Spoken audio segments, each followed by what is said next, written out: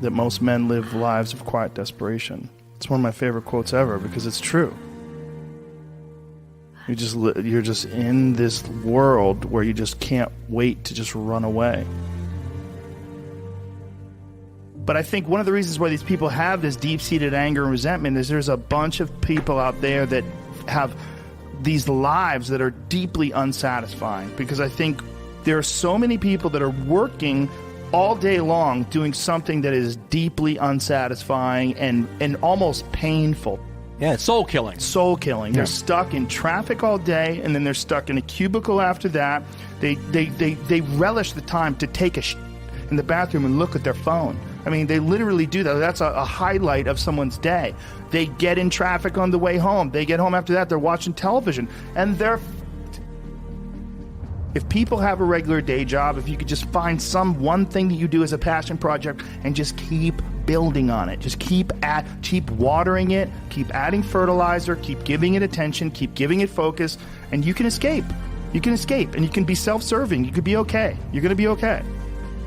Making furniture feels good. If you make furniture for a living, and you feel a great satisfaction out of that, and you sell that furniture, look, man, if you can do that, you could cut those corners perfectly and sand everything down nice and stain it, and then it's done, and you get this satisfaction, and you sell it to someone, and that pays your bills.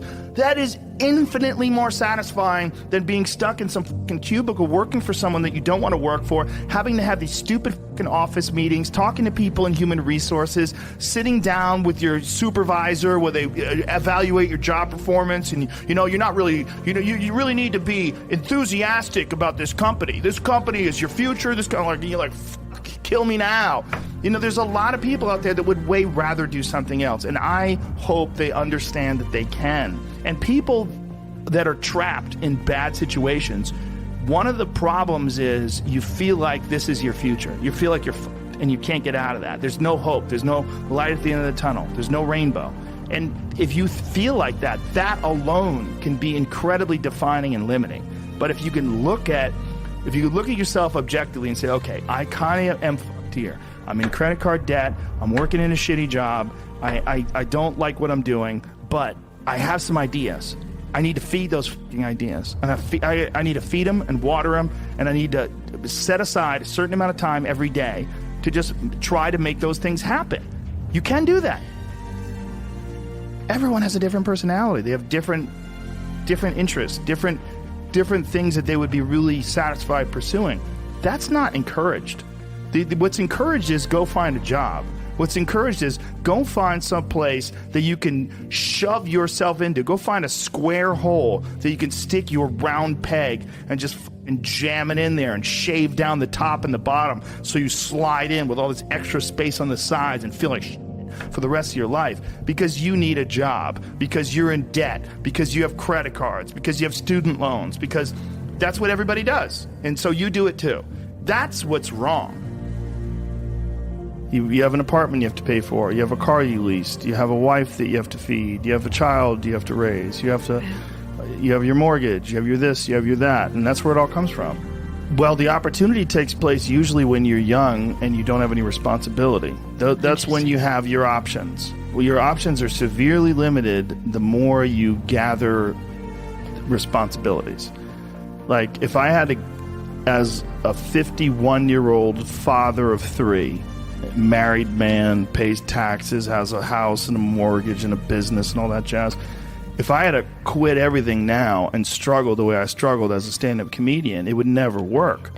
But the only way I could be this person now is if I took that chance when I was 21, when I was dead broke and had my cars repossessed and all that stuff. That's the only way you ever get where you want to go. You have to take a path that's dangerous. And most people want to take the safe path. And the safe path leaves you stuck in quiet desperation. Almost every time. It's hell. It's hell. But can people just make that change? I mean, yes, look, you can, I believe they but you can. have to plan it out. The way you can change is you have to put aside enough money to give yourself a window. And then you have to have a plan, and you have to spend all your waking hours outside of whatever job you do planning your escape. And you have to come to the realization very clearly that you fucked up and you got yourself stuck. So whatever you're doing, you have to do it like your life depends on it.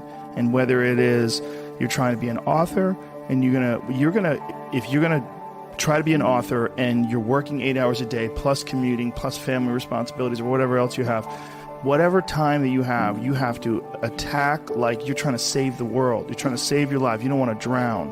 That 1.5 hours a day that you have to write, God damn, you better be caffeinated and motivated. You got to go. You got to get after it. And you got to have discipline. Most people don't have those things. Most people don't understand what it's like to really go for something. And to know that the consequences of not doing that are horrific. I think here's an important thing too. Failure is important. It is important. I think failure teaches you things that you don't learn from success. I think failure gives you an opportunity for self-examination and also gives you a feeling that is very uncomfortable. And that very uncomfortable feeling helps you grow. That when you feel like you screw something up, like when I've had bad podcasts, my podcast has always gotten better afterwards. When I've had bad stand-up sets, I've always gotten better after that, because those bad sets motivate you. They give you a perspective like, hey, here's some clear examples of where you fucked up. Yeah, what not to do. Yeah, don't look at these failures as like proof that you suck. Look at them as opportunities for growth. Look at them as opportunities to be motivated to do better. You have to make mistakes. You've been there, you feel it, you understand what it is, and then you have that time to adjust. That's why losing in life is so important. Whether it's getting dumped, getting fired, losing a game, loss. Those feelings where things didn't work out your way, that's important, because it lets you know this is the bad feeling that comes when it goes wrong, and you improve, and then it makes the good feelings of victory all the better. And I mean...